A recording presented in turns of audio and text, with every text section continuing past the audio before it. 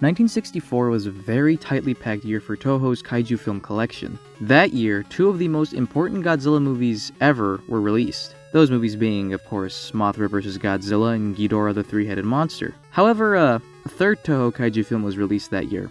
One I don't see many people discuss today. Today, I am taking a look at the movie Dogora, which so happens to be the channel's first non-Godzilla Toho kaiju movie.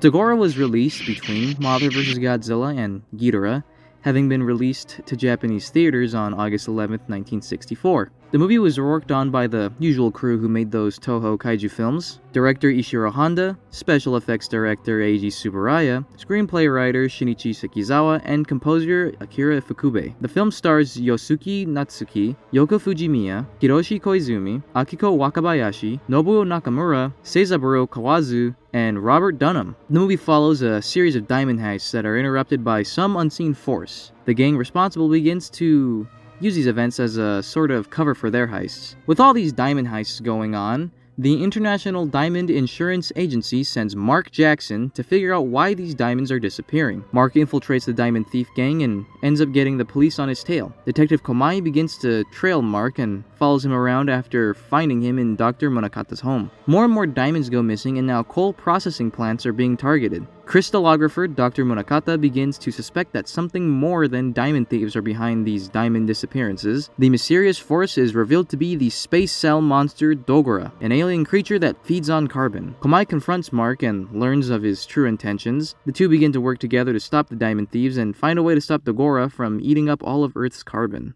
I don't see a lot of people talk about this movie, and from what I gather, people tend to see this one as one of the lesser Toho kaiju films. I, however, enjoyed it quite a bit. It's nowhere near my favorite of Toho's kaiju films, but it's still very fun. Mark Jackson is definitely my favorite character of the movie. The Diamond G-Man is just such a fun character. He just kind of does what he wants and doesn't explain who he is for most of the movie. Dogora is one of the most impressive Showa kaiju ever put on screen. The effects in this movie overall are great, and the kaiju itself is just a show of how good the effects of Tsuburaya are. It really cannot be understated just how good the effects for Dogora are. The painted tendrils that appear when it grabs things are animated so well, and the actual prop of Dogora looks so good. It has this very ethereal quality to it, and its more unnatural movements really sell this creature's alienness. I love the way Dogora is shown eating.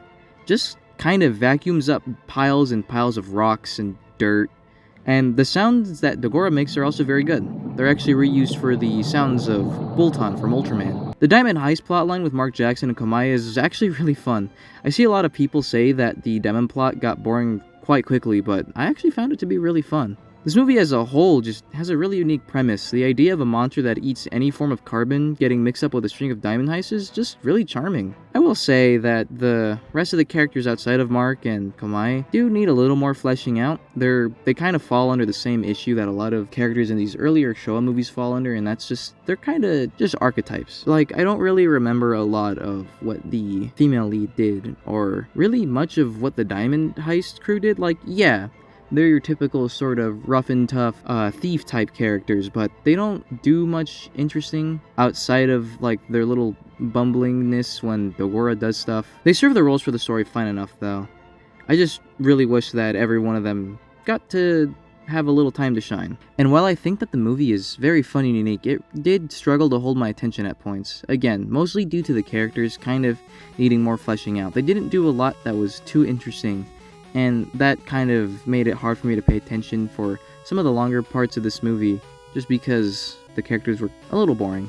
Outside of course, Mark Jackson and Komai. They're pretty cool. And I do wish we got to see just a little bit more out of Dogora. What we do see is amazing, and I'm sure that the just complexity that it takes to even portray the monster Dogora, probably why they don't show it too much, but I do wish we got to see just a tiny bit more. Overall, Dogora is an overlooked and underrated gem in my opinion. It's got a lot of fun elements, a fun central character, and a unique premise even by kaiju movie standards. Though your mileage may vary based on how entertained you are by watching criminals fail a diamond heist for about 5 minutes. It has amazing effects, but lackluster characters. It's a bit of a slow burn. I think if you go in with an open mind, you might just enjoy it.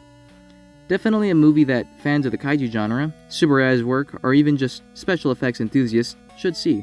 I give Dogora about a C.